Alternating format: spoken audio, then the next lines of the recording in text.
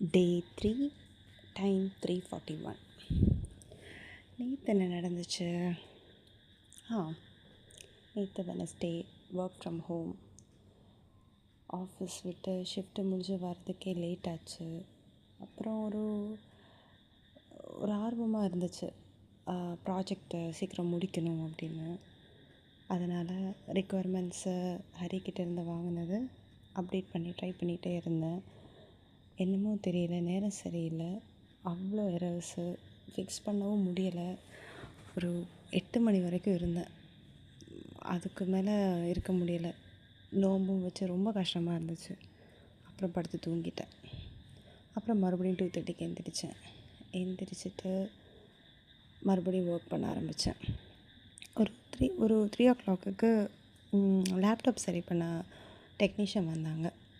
அப்போது அவர் அர்பன் கம்பெனியில் தான் புக் பண்ணியிருந்தேன். ஒரு 3-4 years பேக் அதே லேப்டாப்புக்கு அவர் தான் எனக்கு ஃபிக்ஸ் பண்ணி கொடுத்தாரு. அவருக்கு என்ன நல்லா ஞாபகம் இருக்குது. என்ன ஞாபகம் இருக்கான்லாம் கேட்டாங்க. எனக்கு ஞாபகம் இல்லைன்னு சொன்னேன். அப்புறம் அர்பன் கம்பெனியில் பார்த்தா சேம் பர்சன். அவரை வீட்டுக்கு வந்துட்டு வீடை பார்த்துட்டு, நான் என்ன சூனியக்காரியா அப்படின்னு கேட்டார். மந்திரம் பண்ணுற ஆளா, என்னை பார்த்தாலும் அப்படி தான் இருக்குது, வீடும் அப்படி தான் இருக்குது அப்படின்னாரு.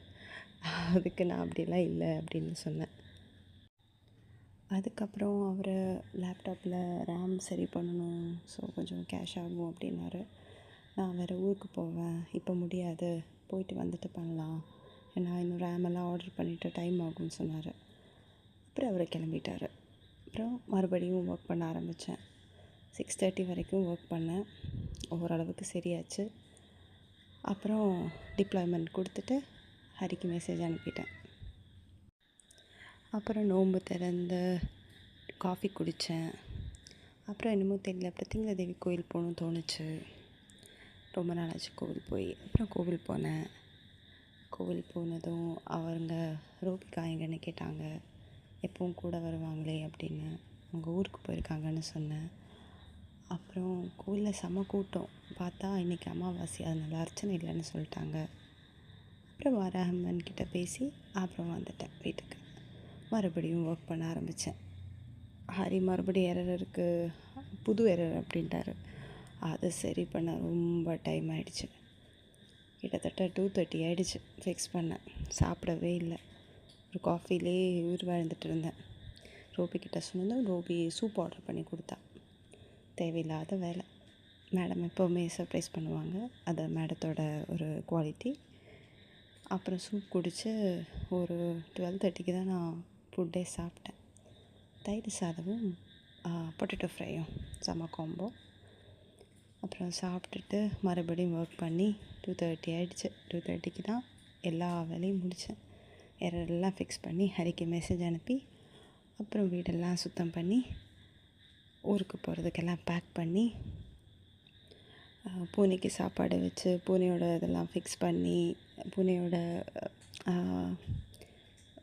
மண் போட்டிருக்கேன், அதெல்லாம் ஃபிக்ஸ் பண்ணிவிட்டு அப்புறம் பொறுமையாக உட்காந்து தம் அடிச்சிட்ருக்கேன். இதுக்கு இடையில் ஒரு விஷயம் நடந்துச்சு. ஒரு 12க்கு மேலே நல்லா காற்று, பார்த்தா மழை பெய்யுது. ரொம்ப நாளாச்சு மழை பெஞ்சு. நான் முந்தானேத்து கூட சொன்னேன் சருவிட்ட, சரு நல்லா காற்றடிக்குது, மழை பெய்யும் போல் அப்படின்னு. அப்போ அவன் என்னை கலாய்ச்சான். வானிலை அறிவாளராக அந்த மாதிரி ஏதோ ஒரு டேர்ம் சொன்னான். நான் சொன்னால் மழை பெய்யும் அப்படின்னு. சொன்ன மாதிரியே மழை பெஞ்சது. அப்போ நான் சருவை கால் பண்ணிட்டு, பாரு சரு மழை பெய்யுது அப்படின்னேன். அப்புறம் வேலை செய்யும்போதெல்லாம் ஜோசி ரொம்ப விளையாடினான். ஜோசி என்னோடய கிட். ஜோசி பிளாக். அது கொஞ்சம் வால், ஒரு 1 month தான் ஆகுது. அதனால் விளையாடிட்டே இருக்கும். என் மேலே ஃபுல்லாக அதோட ஸ்க்ராட்ச் மார்க்ஸ் தான். அப்புறம் ஜோசியும் கூட விளையாடிட்டு பாட்டெல்லாம் வச்சு இப்போ தான் எல்லா வேலையும் முடித்தேன். இனி நிம்மதியாக தூங்குவேன். ஏன்னா இன்னைக்கு நைட்டு ஊருக்கு போக போகிறேன். பஸ்ஸு கோயம்புத்தூருக்கு. ரொம்ப நாள் கழித்து ரம்ஸான் ஃபேமிலியோட செலிப்ரேட் பண்ண போகிறேன்.